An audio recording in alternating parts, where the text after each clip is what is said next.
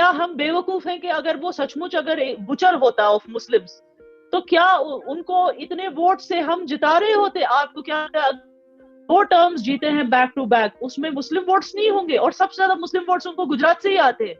तो क्या are Gujarati Muslim zombies के उनको नहीं पता कि ये बुचर है? और वहां पर बैठे बिलावल भुट्टो को पता है। बिलावल भुट्टो कौन से टेररिज्म की वो कौन से टेररिज्म को जुटलाने की बात कर रहा है? वो ही था ना जिसके ग्रैंडफादर बोलते थे कि मैं 1000 ईयर वॉर करूंगा इंडिया से। वॉर की बात कौन करता था?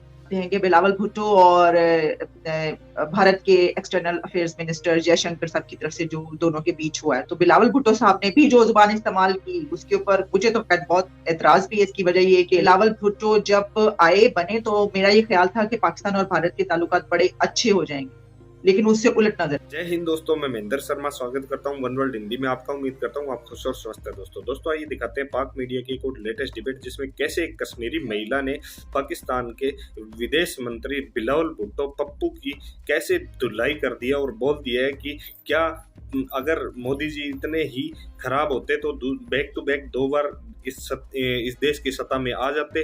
क्या अगर इतने ही खराब होते तो क्या भारतीय मुस्लिम उन पे विश्वास करते? तो कहीं ना कहीं आज बिलावल भुट्टो की भयंकर तरीके से इस कश्मीरी महिला ने पिटाई कर दिया। तो दोस्तों देखिए डिबेट और कमेंट में अपनी प्रतिक्रिया जरूर दें। जय हिंद, वंदे मातरम, भारत माता की जय। दोस्तों क्या हुआ है बिलावल भुट्टो जरदारी को लेकर?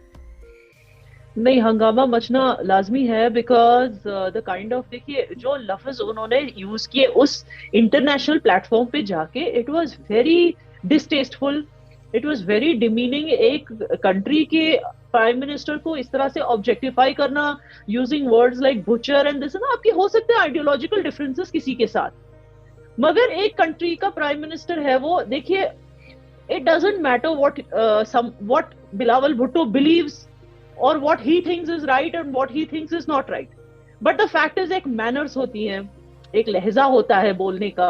ये पाकिस्तान पार्लियामेंट तो था नहीं, ये यूनाइटेड नेशंस प्लेटफॉर्म था। वहां पे जाके इस तरह से किसी और कंट्री के प्राइम मिनिस्टर के बारे में बात करना, उसको कंपेयर करना ओसामा बिन लादेन से, आई मीन वो हमें एज इंडियन मुस्लिम्स कुछ तो डिग्निटी दे देता बिलावल भुट्टो कि क्या हम बेवकूफ हैं कि अगर वो सचमुच अगर बुचर होता ऑफ मुस्लिम्स तो क्या उनको इतने वोट से हम जिता रहे होते? आपको क्या लगता है, 2 टर्म्स जीते हैं बैक टू बैक, उसमें मुस्लिम वोट्स नहीं होंगे? और सबसे ज्यादा मुस्लिम वोट्स उनको गुजरात से ही आते हैं। तो क्या आर गुजराती मुस्लिम ज़ॉम्बीज के उनको नहीं पता कि ये बुचर है?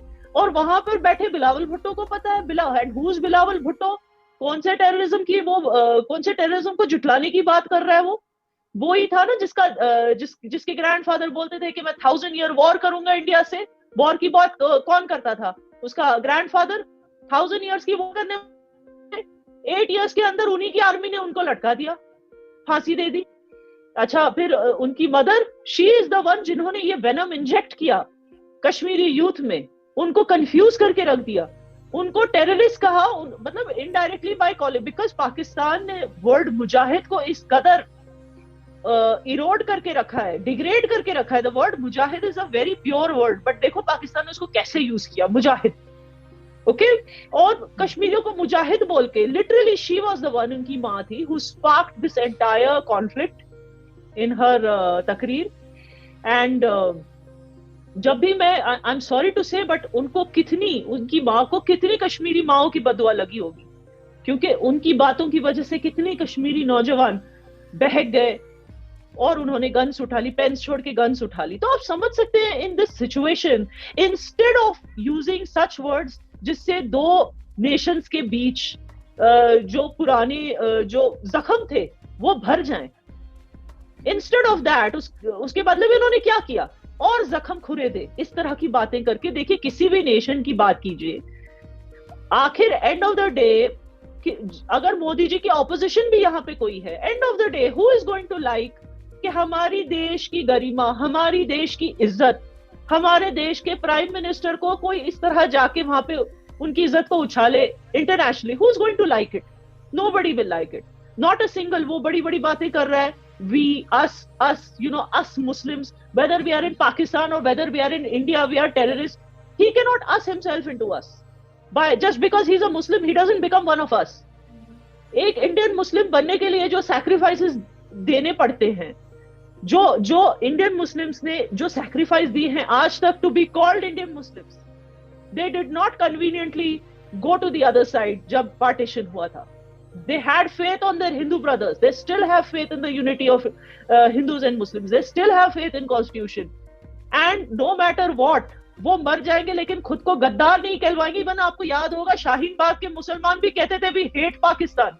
So to be an Indian Muslim, it is essential that you hate Pakistan. I'm sorry about that. जब तक Pakistan does not take some steps कि अपनी तरफ से इंडिया के बारे में इज्जत से बात करे और इंडियन हुकूमत के बारे में इज्जत से बात करना शुरू नहीं करती पाकिस्तानी हुकूमत, तब तक हर एक इंडियन मुस्लिम बोलता रहेगा कि we hate Pakistan. And this is quite bad because we are neighbours and we should not be hating each other. But what I am trying to say is, why is he saying ke we us, why is he including himself in us? He should not. He's not one of us. If he wants to be one of us, he has to hate Pakistan. Can he do that? He can't do that. So then he should not talk on the behalf of Indian Muslims. जी फखर, आपने बात सुनी याना की, आपको क्या लगता है? Again Bilawal Bhutto के ऊपर ही बात करूंगी, लेकिन जैसे याना कह रही है कि उनकी बात बिल्कुल इंडियन मुस्लिम्स को भी पसंद नहीं आई, बिलावल भुट्टो की. देखिए, इंडियन मुस्लिम्स वहाँ के सिटीजन हैं हिंदुस्तान के. वो उनका जो नेशनल आईडी कार्ड होता है, उनका पासपोर्ट होता है, वहाँ पे वो रहते हैं, उनके घर है, वो वहाँ के शहरी हैं. मेरे ख्याल में उस हवाले से बात करना शायद इतना मुनासिब बनता भी नहीं है. एक इंटरनल मैटर्स होंगे, मसले मसाइल भी होंगे, ऐसा नहीं कि नहीं मसले मसाइल नहीं है. जहाँ तक बात है गुजरात की, तो इस पे मैंने कुछ थोड़ा बहुत काम किया और मैंने बहुत सारे दोस्तों से पूछा. मैंने कहा यार, मैं नरेंद्र मोदी जी आप लोगों के प्राइम मिनिस्टर हैं, आप लोग उसको इलेक्ट करते हैं. फखर यूसुफजई कौन होता है, बिलावल भुट्टो जरदारी साहब कौन होते हैं, आरजू काजमी साहिबा कौन होती है, क्योंकि कि ये आपने इनको क्यों इलेक्ट किया? क्योंकि वो वहाँ की डेमोक्रेटिक एक सिस्टम है और वो चाहते हैं उसको, और वो उसको इलेक्ट करते हैं. लेकिन मैं एक सवाल ये मेरे माइंड में आता है कि यार, कोई ना कोई तो उस वक्त लीड कर रहा था. ये वाकया तो कोई डिनाई नहीं करता कि गुजरात का वाकया नहीं हुआ.